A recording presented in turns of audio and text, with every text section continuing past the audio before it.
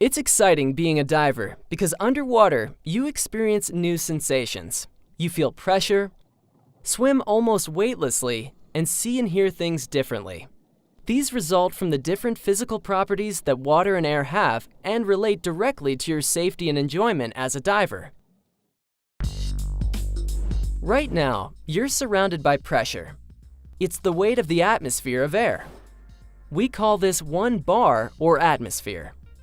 When you go underwater, the water adds to this pressure. 10 meters, 33 feet of water adds the same pressure as the 1 atmosphere of air. So, the pressure increases 1 bar or atmosphere for every 10 meters or 33 feet you descend. Increasing pressure doesn't affect water, but it compresses a gas like air. So as you go deeper, pressure reduces an air volume and increases its density by pushing the molecules closer together. This pressure-volume density relationship is important because it affects air spaces including your ears, sinuses, lungs, and mask. It also affects controlling your buoyancy and how long your air lasts. As shown here, there's a relationship between the pressure and a gas's volume and density. At 10 meters or 33 feet, the pressure is twice the surface pressure, so half the air volume remains and the density doubles. The same relationship applies when you ascend. As the divers ascend, the gas re-expands so it's full of air at the surface. But what would happen if the divers inflated a balloon and sealed it at depth, then ascended? The air would expand and burst the balloon. To prevent this, the divers must keep the balloon unsealed and release some expanding air as they ascend. This is a very important concept we'll return to shortly.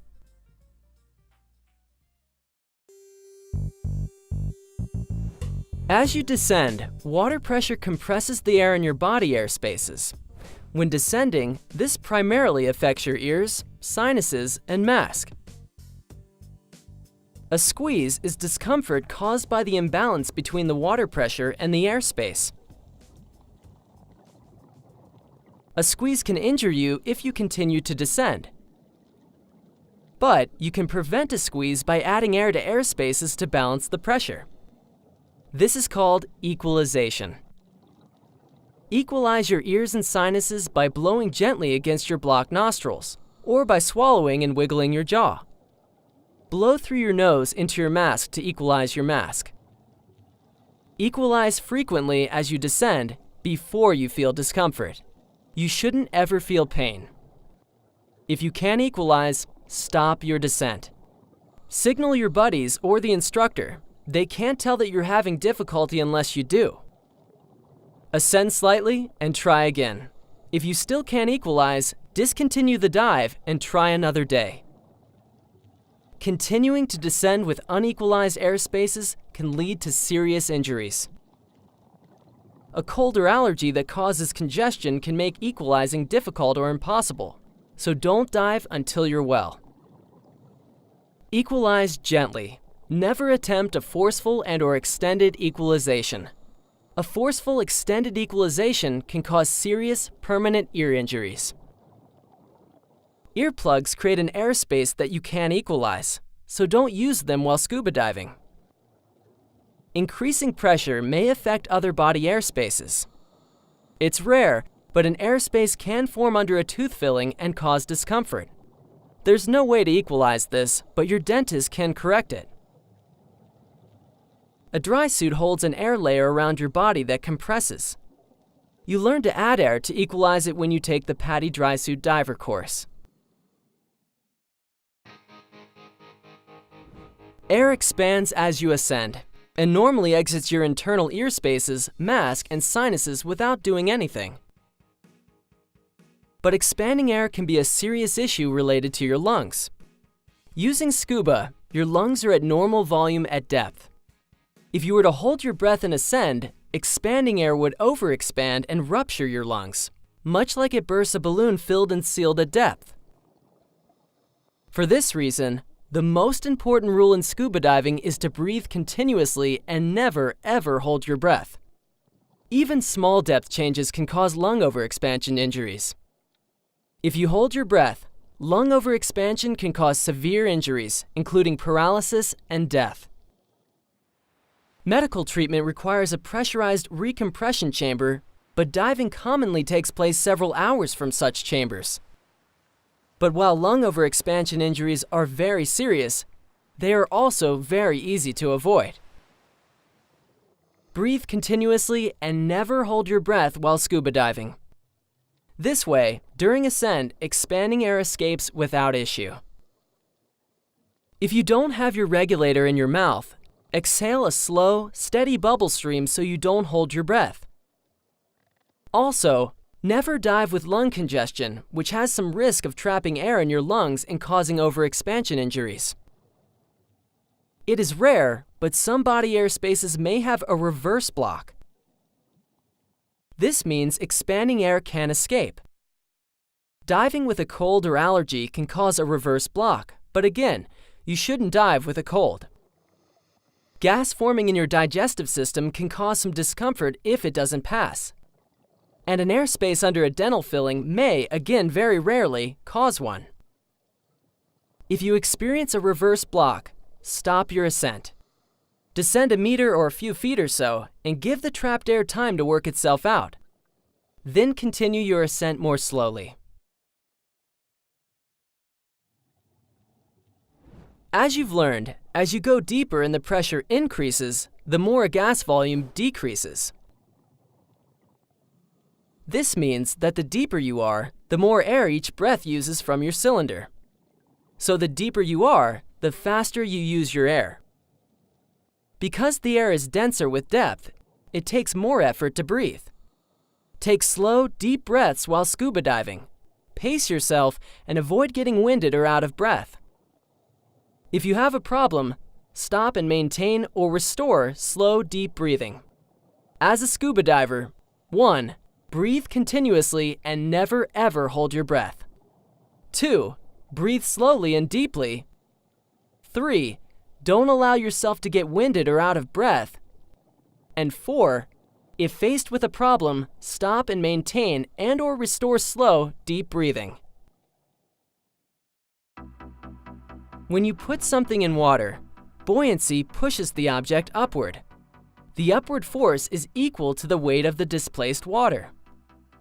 Whether something floats, sinks, or does neither depends upon whether it weighs less than, more than, or the same as the water it displaces.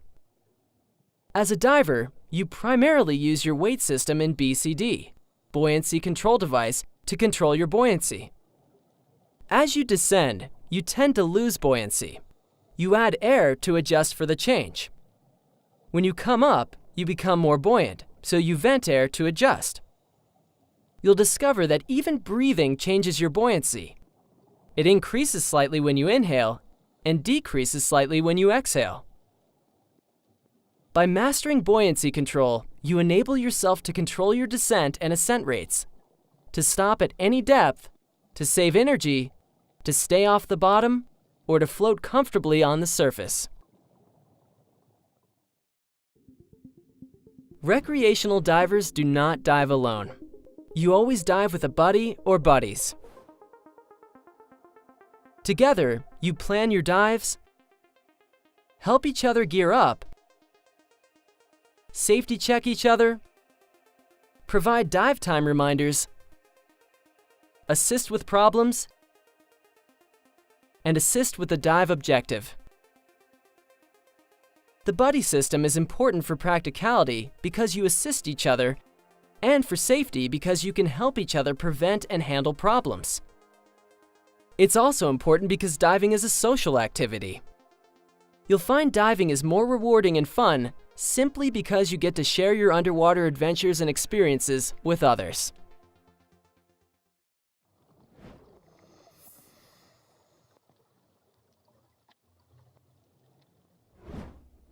Without the equipment that adapts you to going underwater, diving's impossible. So to become a diver, you need to learn about scuba gear, the basics on how it works and how to choose it. Like most divers, you'll probably enjoy getting to know your gear. You find literally dozens of makes, styles, and models of scuba gear. which is great because it allows you to choose equipment that accommodates your size and preferences. How do you know what's best for you? After you learn the basics about what your gear does and how it works, as a beginner, your best bet is to have a pro at your PADI resort or dive center help you. The gear you invest in will last years with proper care, but like all technologies, scuba continues to advance. Stay up to date with the latest innovations. You'll probably trade up over time, not because something older doesn't work anymore, but because there's something newer that you like better. There are some basics in choosing and caring for dive equipment that apply to virtually all your gear. The most important considerations in choice are suitability, fit, and comfort. Suitability means it's appropriate for the diving you want to use it for, like choosing a full wetsuit for cool water rather than a short wetsuit used in the warm tropics. Fit is important because a lot of gear doesn't work right if it's the wrong size. You get the right fit by choosing the right size. Comfort means the gear has the right feel and configuration. Properly adjusted gear that fits right is usually comfortable, but not always. If it's not comfortable, keep looking. After addressing suitability, fit, and comfort, secondary considerations include finding the cost and features that work for you, and making sure you have access to service, though dive operations almost always service the brands they sell. You can usually choose colors and styles that go with the rest of your kit. And remember the accessories that go with each piece. These little items add a lot to your enjoyment. Ask your dive professional for suggestions. Caring for your gear includes inspecting it for proper operation and for any wear or damage before each use. Never dive with any equipment that is not in good working order. Have something that's not right corrected before diving with it. After each dive, rinse everything in clean, fresh water and let it dry out of the sun before storing it. As reasonably possible, protect your gear from extended periods in direct sunlight. You'll learn that some pieces require additional maintenance and service by a professional. And follow any maintenance and service requirements in the manufacturer literature. You need a mask because your eyes must be in air to focus properly. Since this creates an airspace you must equalize, your dive mask must enclose your nose as well as your eyes. Never scuba dive with goggles because you can't equalize them. Choose a good quality mask made specifically for scuba diving. Your PADI dive shop can help you check the fit. After finding some that fit you, look for a low profile and a wide vision field. The silicone color is usually either clear or black. You often can choose from different frame colors. With a new mask, you may need to scrub the interior with a cleaner.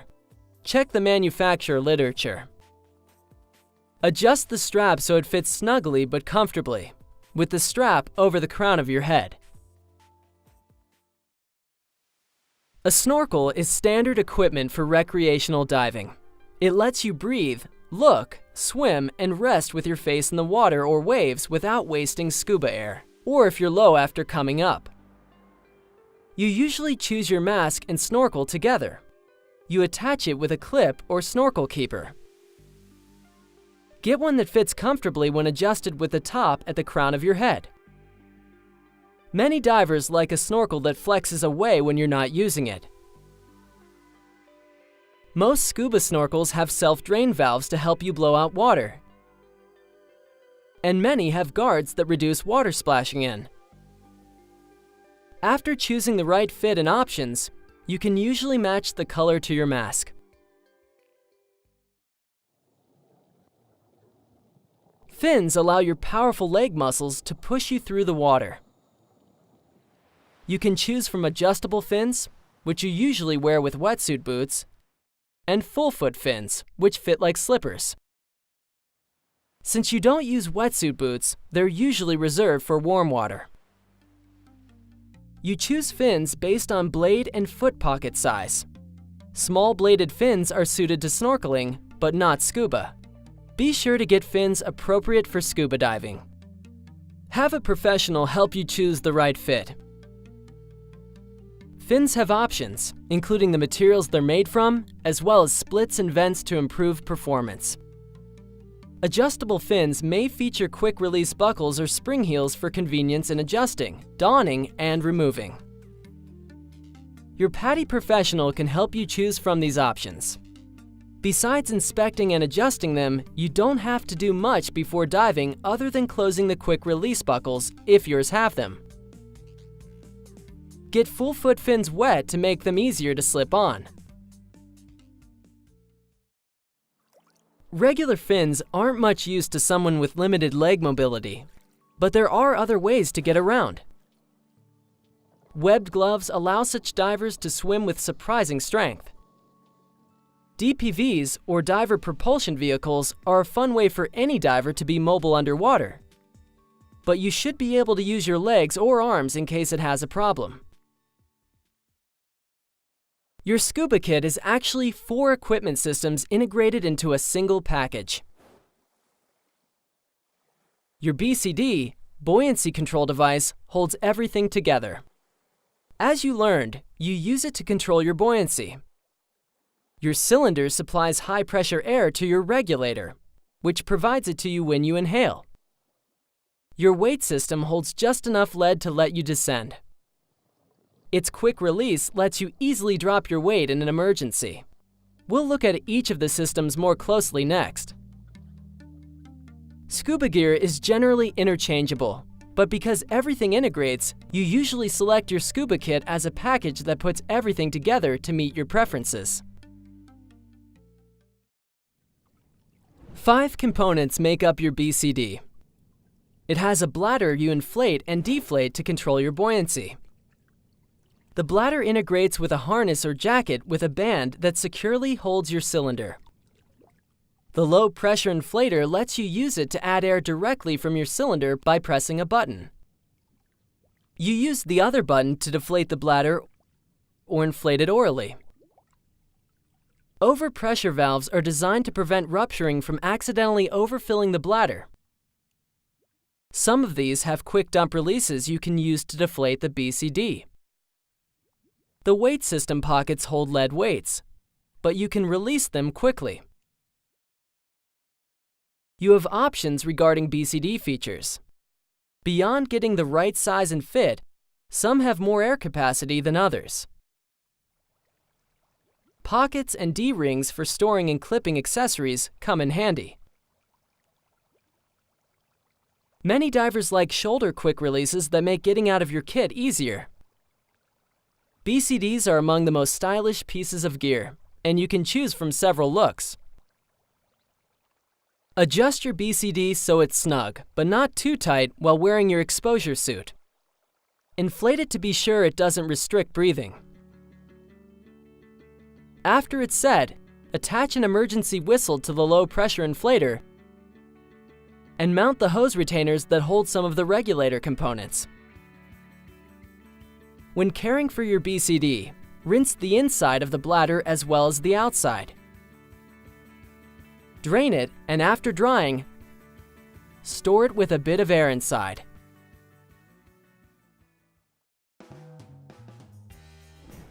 Your regulator has 5 components. The first stage attaches to the cylinder valve and supplies air to the other components. You breathe from the second stage.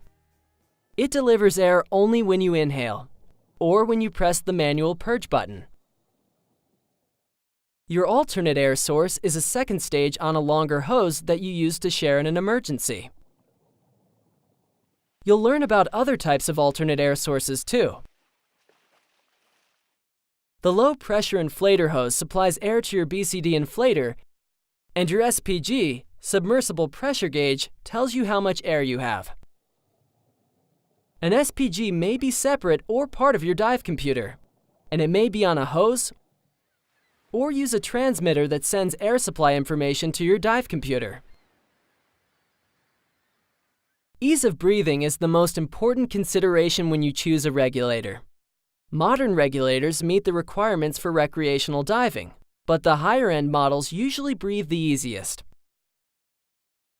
You'll choose between the yoke system or the DIN system. Many divers choose DIN with yoke system adapters. You can adjust many higher-end regulators to keep the breathing optimal. Some have pre-dive switches that avoid accidental air release when it's not in your mouth.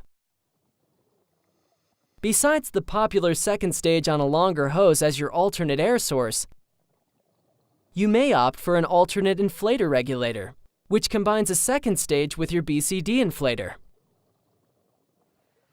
Some divers carry independent pony bottles, which would allow them to handle an air supply problem without buddy assistance. Preparing your regulator requires attaching these components to the appropriate ports, which you should leave to a scuba professional. Regulators are robust and reliable, but have a couple of maintenance considerations. When rinsing, keep the first stage dust cap in place or leave it attached to a cylinder so water doesn't enter the air inlet. Don't press the purge button when rinsing the second stage with fresh water, because doing so could let water flow backward into it. Regulators require professional overhauls every 1 to 2 years. Have your dive center do this as required by the manufacturer.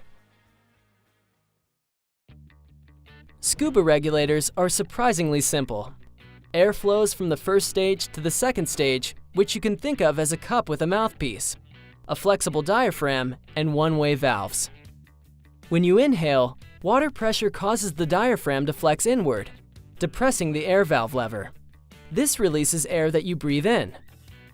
When you exhale, the diaphragm relaxes, the lever rises, and the valve closes. One-way valves vent your exhalation into the water, where it rises as bubbles. Although there are variations, it is this simple design that makes scuba diving possible. Your scuba cylinder, sometimes called a tank, holds high-pressure breathing air. Made of steel or aluminum alloy, it has a chrome-plated valve that turns open and closed to enable or disable airflow to the regulator. You can choose from different sizes, and you match your regulator with respect to a yoke valve or DIN valve. Some DIN valves accept an insert so they can take yoke regulators too. All cylinders have markings stamped into the metal, and labels stuck onto them with the working pressure and the dates of pressure tests and inspections. Your dive center checks these when you have your cylinder filled. You may see a cylinder with this marking, which means it's used with enriched air nitrox. You must be certified as an enriched air diver to use these cylinders. You'll learn more about enriched air a bit later. Follow these handling precautions. Don't leave a cylinder standing unattended, especially if your kit's set up. Lay it down, BCD up, so it doesn't fall. Block and restrain cylinders in a boat or car so they can't roll or slide. On boats, keep cylinders in their racks so they can't fall and injure someone or damage equipment. Scuba cylinders require pressure testing every 2 to 5 years, and visual inspection annually. Have your local dive center do these for you. Open and close the valve gently and never completely drain it. Lay your cylinder down before and after diving, but for storage, keep it standing someplace it won't get knocked over, out of excessive heat. Scuba air must be specially filtered and filled with special breathing air compressors. So have your cylinder filled only at a professional dive resort or dive center. As mentioned before, your weight system's most important feature is a quick release that lets you drop enough weight so you float reliably in an emergency. Most BCD weight systems do this with 2 releasable pockets. It may also have small non-releasable weights you use for trim adjustment, that is, your balance in the water. Your BCD and weight placement determine trim, and your instructor will show you how to adjust it for a level, horizontal position in the water. BCD integrated weight systems are the most popular, but some divers use separate weight belts. Your instructor may also have you use small accessory weights to help adjust your trim. These should be only a fraction of the weight you wear, so they don't need to quick release.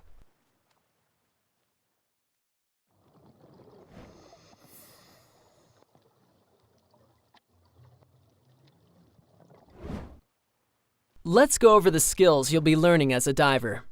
You'll practice many or all of these during your first confined water dive. The previews you see here show you the basics that apply to most equipment and divers. But there are many ways to accomplish most skills, so your instructor may show you a different method as appropriate for you and your gear. The first skill is setting up your kit. Start by inspecting everything for wear or damage.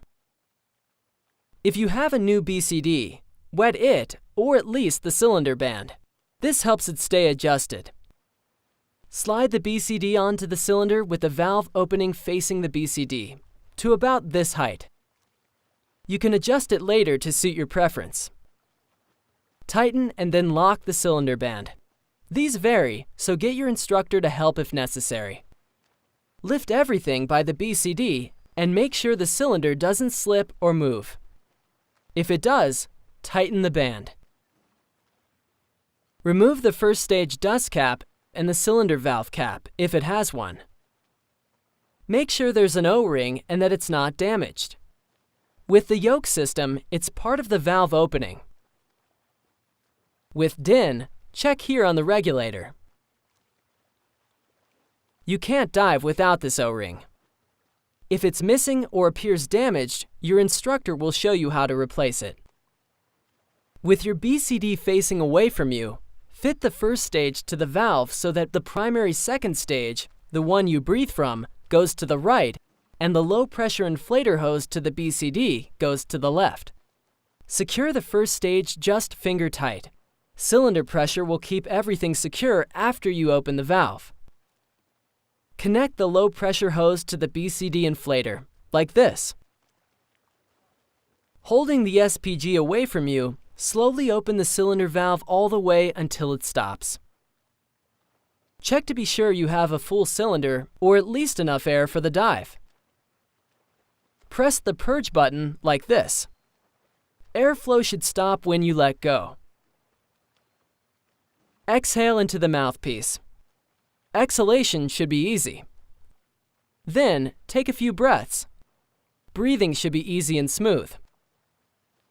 If your regulator free flows or continues to release air after you stop breathing, or seems to have some other problem, notify your instructor. Next, test your BCD inflator like this.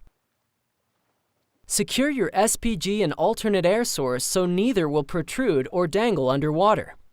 Your SPG usually comes under your left arm and an alternate second stage under your right.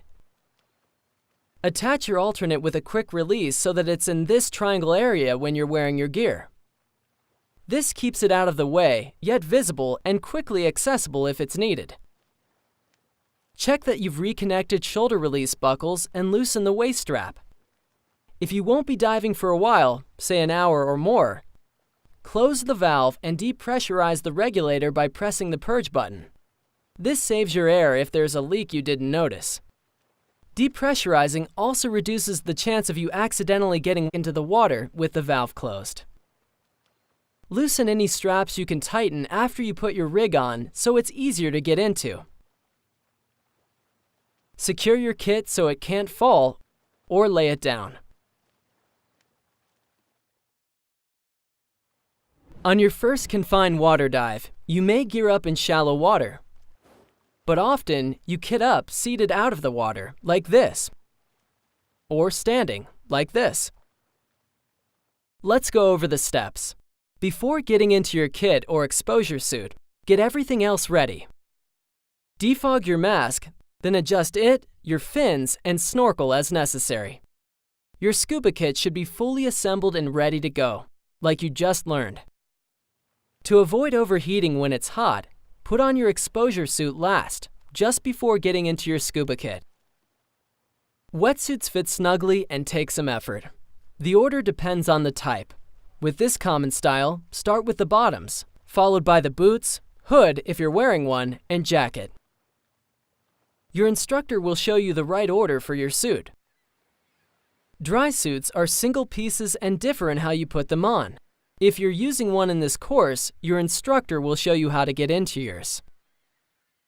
You can put on wrist-mounted instruments now, though some divers wait until they're in their scuba kits.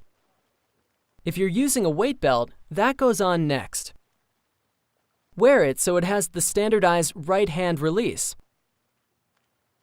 If your BCD has a crotch strap, which is not common in recreational diving, your weight belt goes on after you have your scuba kit on. This is necessary so the crotch strap doesn't trap the belt and make it hard to drop in an emergency. If possible, it's best to get into your kit seated. But sometimes buddies have to hold their rigs for each other. Dive gear is moderately heavy, so use proper lifting whenever you move it. This means bend at the knees and lift by standing. Keep your back straight with its normal curve, like this.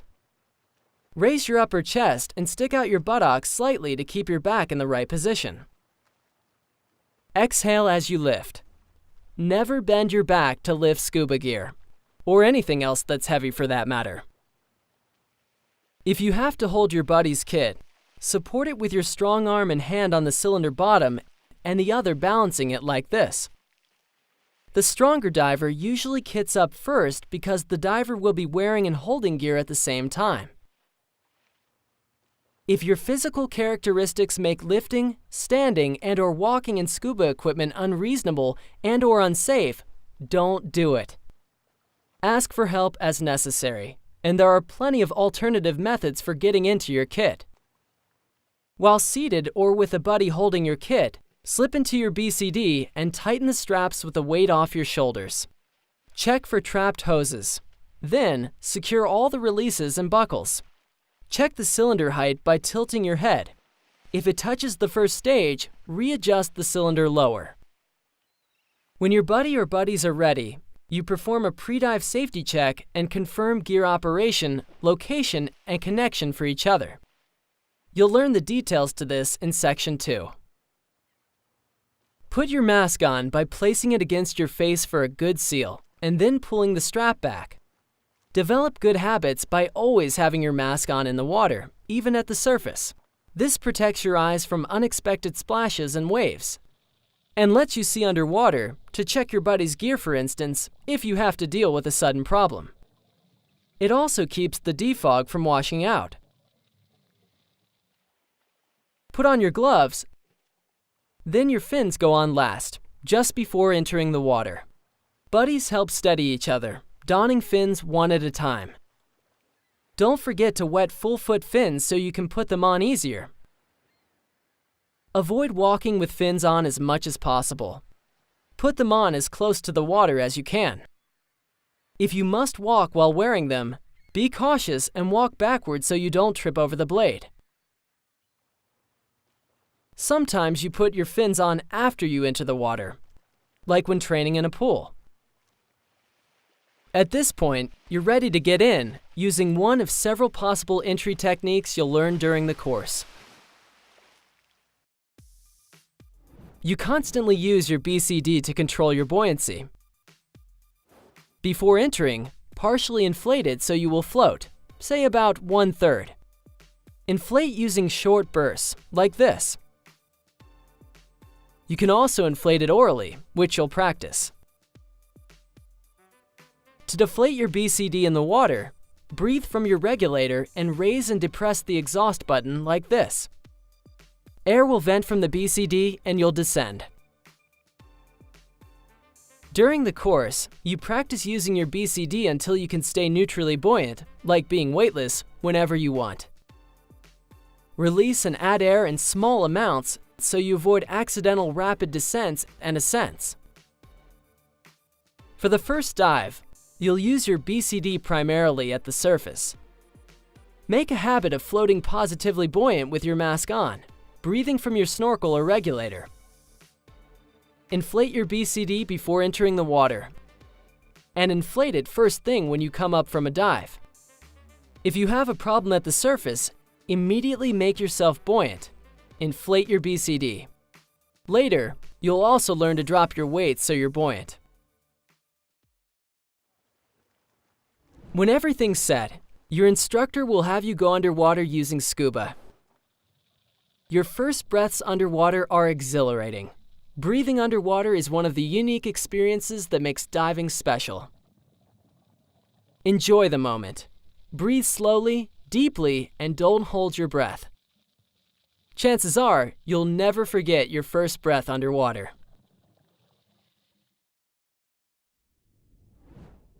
You can't talk using standard recreational scuba gear, so you and your buddies use hand signals. Here are some widely accepted signals, but you may learn some regional ones as well as make some up with your buddies for the circumstances.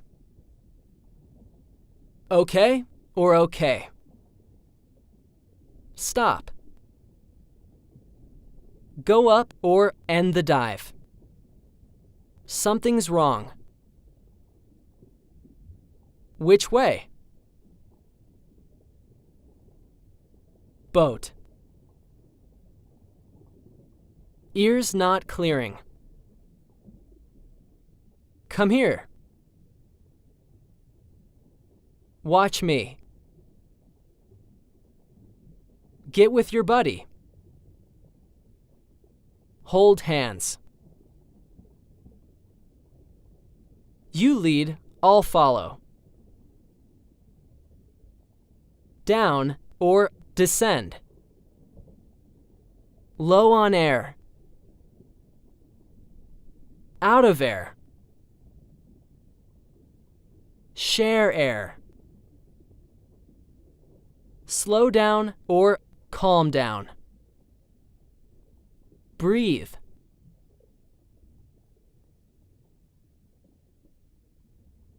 How much air do you have? Danger or hazard. Turn the dive or head back. I'm cold. At the surface, you use large signals that are more visible from a boat or shore. This means okay or okay. If you can only use one hand, it's like this. This means distress or help me. Your instructor may show you additional signals that apply to training. You find that you understand signals in context with what's happening. See if you can figure out what these divers are saying.